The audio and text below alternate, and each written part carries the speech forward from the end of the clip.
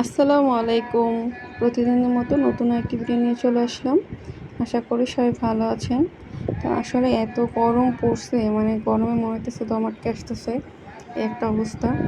তো মানে প্রচণ্ড গরমে এই যে হচ্ছে মানে মোটামুটি বাতাস আসে হালকা পাতলা বারান্দা দিয়ে, কিন্তু আসলে বারান্দায় রোদের তাপটাই বেশি। তো এখানে হচ্ছে আনাজ কাপড় চোপড় মেলে দেওয়ার কারণে ওইখানে খেলতেছিল পানি দিয়ে। পরে ছড়ে গোসল টোসল করায় ঘুম পাড়ায় দিছি।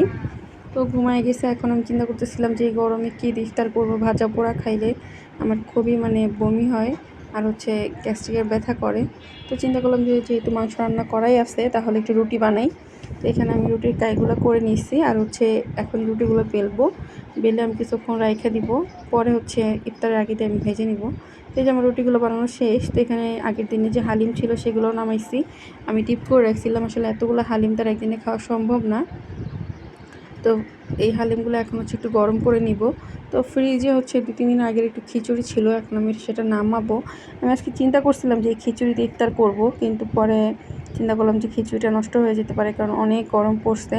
তো একটু রুটিই বানাই। তো আমি এখানে তাওয়াটা ধুয়ে বসাই দিছি আর রুটিগুলো হচ্ছে সেঁকে নিতেছি।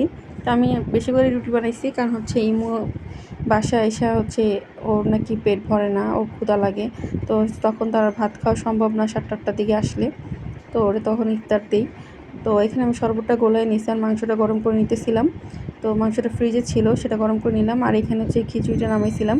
পরে হচ্ছে খিচুড়িটা নষ্ট হয়ে গেছিলো। তো গরম এখন তো রোজা রাখছি, আসলে বুঝতেছি না খিচুড়িটা ভালো আছে নাকি নাই।